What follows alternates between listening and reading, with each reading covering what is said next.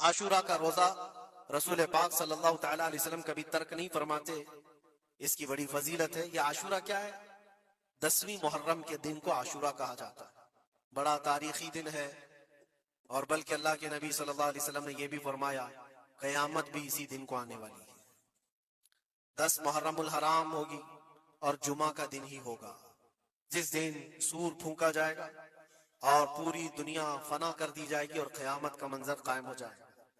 عاشورہ کا دن آتا ہے تو اے مومنو، سب کے سب اللہ کی بارگاہ میں دوڑ آ جاؤ، عبادت کے لیے لگ جاؤ، اور اس دن یہ یاد کرنا چاہیے کہ یہی وہ دن ہوگا جب ہمیں بارگاہ رب العزت میں کھڑا کیا جائے گا۔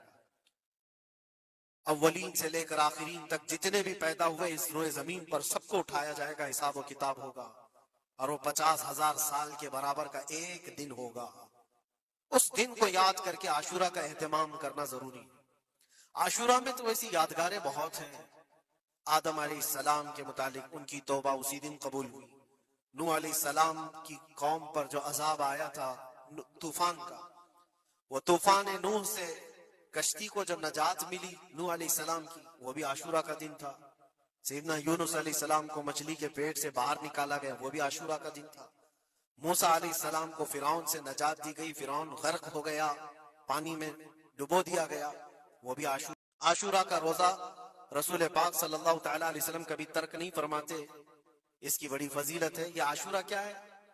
10ویں محرم کے دن کو عاشورہ کہا جاتا ہے، بڑا تاریخی دن ہے، اور بلکہ اللہ کے نبی صلی اللہ علیہ وسلم نے یہ بھی فرمایا قیامت بھی اسی دن کو آنے والی ہے۔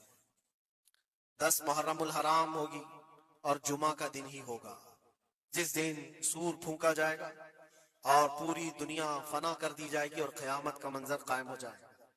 عاشورہ کا دن آتا ہے تو اے مومنو، سب کے سب اللہ کی بارگاہ میں دوڑ آ جاؤ، عبادت کے لیے لگ جاؤ، اور اس دن یہ یاد کرنا چاہیے کہ یہی وہ دن ہوگا جب ہمیں بارگاہ رب العزت میں کھڑا کیا جائے گا۔ اولین سے لے کر آخرین تک جتنے بھی پیدا ہوئے اس روئے زمین پر سب کو اٹھایا جائے گا، حساب و کتاب ہوگا، اور وہ 50,000 سال کے برابر کا ایک دن ہوگا۔ اس دن کو یاد کر کے عاشورہ کا اہتمام کرنا ضروری ہے۔ عاشورہ میں تو ایسی یادگاریں بہت ہیں۔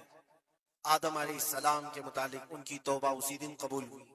نوح علیہ السلام کی قوم پر جو عذاب آیا تھا طوفان کا، وہ طوفان نوح سے کشتی کو جو نجات ملی نوح علیہ السلام کی، وہ بھی عاشورہ کا دن تھا۔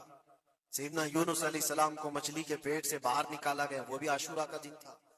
موسیٰ علیہ السلام کو فرعون سے نجات دی گئی، فرعون غرق ہو گیا، پانی میں ڈبو دیا گیا، وہ بھی عاشورہ